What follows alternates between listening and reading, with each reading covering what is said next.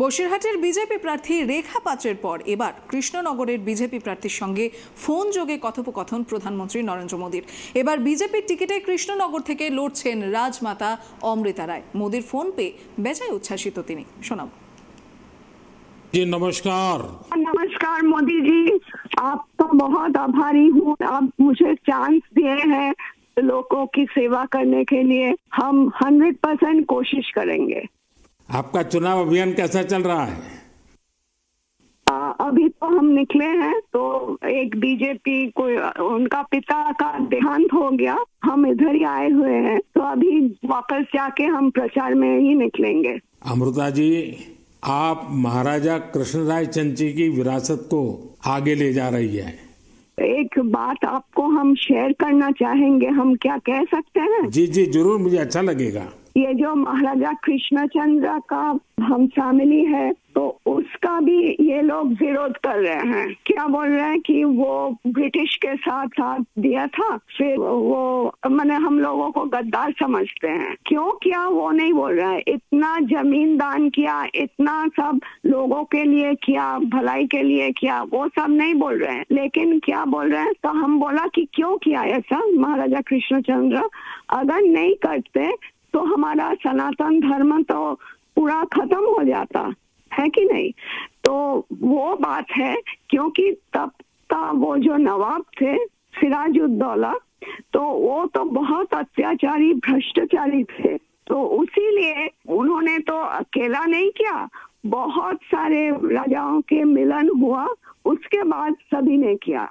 जगत सेठ भी थे और राजाओं थे, तो उसी सभी के मेहनत से ये काम सफल हुआ। तो अगर नहीं होता, आज हम हिंदू नहीं रह पाते, हमारा भाषा दूसरा होता, हमारा वेशभूषा एकदम अलग होता और सभी अलग हो जाते। हम तो दूसरों के अधीन रहते ना, यही बात है।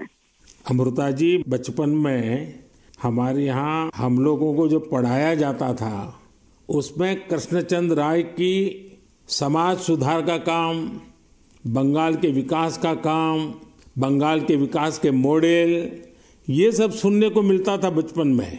अब देखिए, ये वोट बैंक की राजनीति करने वाले लोग हैं, तो बहुत ही अनाप शनाप आरोप लगाएंगे और 300 साल पहले की घटना निकालेंगे, 200 साल पहले की घटना निकालेंगे और बदनाम करने का प्रयास करेंगे। वे खुद अपने जो वर्तमान पाप है उसको छिपाने के लिए वो ऐसी चीजें ढूंढते रहते हैं।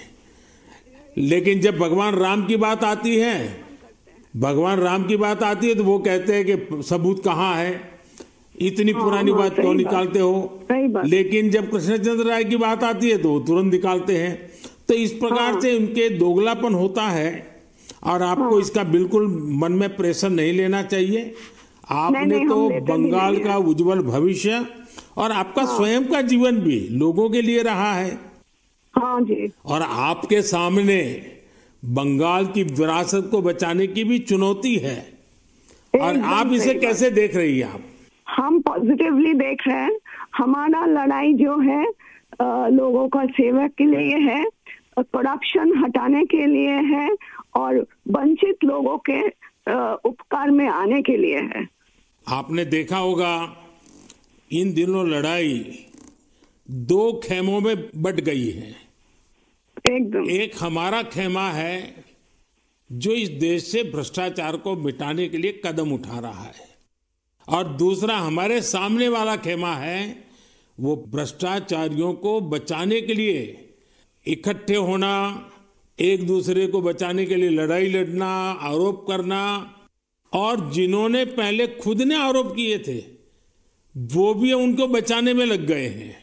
यानी उनके लिए देश उनकी प्राथमिकता नहीं है, सत्ता ही उनकी प्राथमिकता है। और इसलिए चुनाव में हमने भ्रष्टाचार मुक्त भारत बनाने के लिए लड़ना है, क्योंकि हमारे देश के युवाओं का भविष्य उज्जवल बने, इसलिए भ्रष्टाचार से मुक्त देश होना ही चाहिए। आपको देखकर ही हम आए हैं। जी अमृता जी, मैं बहुत आपका आभारी हूँ, क्योंकि हमारी टोली को आपने जब ये बताया तो मुझे जरूर लगा कि मुझे एक बार आपसे बात करनी चाहिए।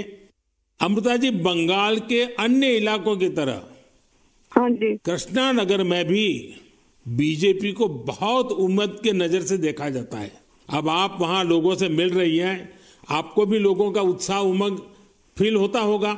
बहुत जनों ने बोला उन लोगों का डीए अटक गया, बहुत जनों ने बोला स्कूल में भर्ती कराने के लिए लाखों का पैसा चाहिए, बहुत जनों ने बोला हमको बोला था कि घर देंगे, नहीं दिया। तो क्या बोले इसको। अमृता जी, मैं आपको एक बात बताता हूँ।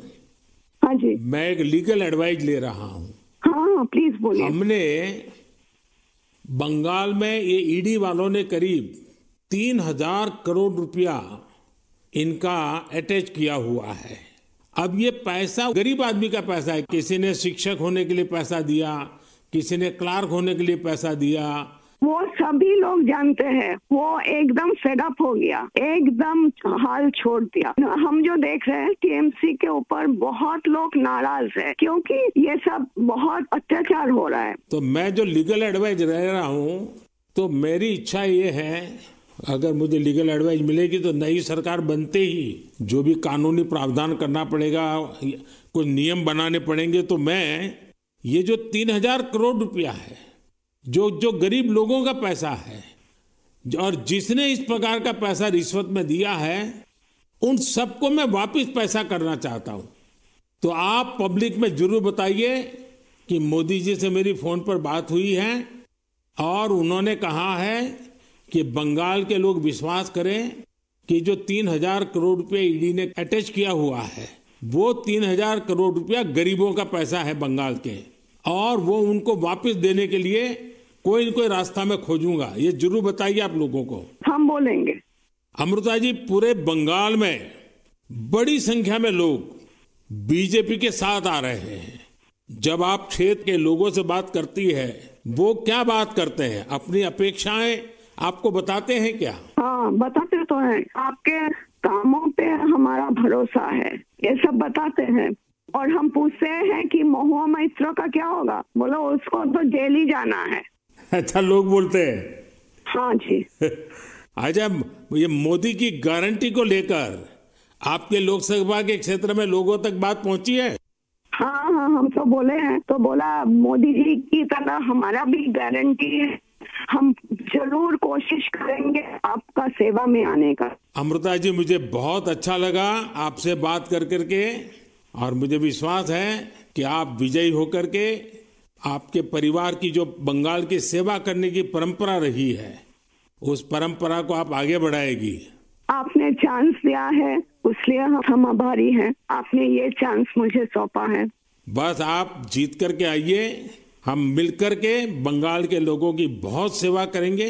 और आप भी जीतने के बाद पहले 100 दिन में कृष्णनगर में क्या करना है, उसका पूरा काम निकाल के रखिए। मैं पूरी तरह आपके साथ खड़ा रहूंगा, और उसमें से जो भी काम भारत सरकार को करने होंगे वो तुरंत कराने का हम प्रयास करेंगे। आपका आशीर्वाद मुझे चाहिए, बस जनता का आशीर्वाद हम सबको चाहिए। जनता का आशीर्वाद ही हमारी सबसे बड़ी ताकत है। लेकिन आप मुझे गाइड करिए, ये हमारा रिक्वेस्ट है। नहीं, बिल्कुल हम संपर्क में रहेंगे, और मेरी आपको बहुत शुभकामनाएं हैं। बहुत बहुत धन्यवाद जी।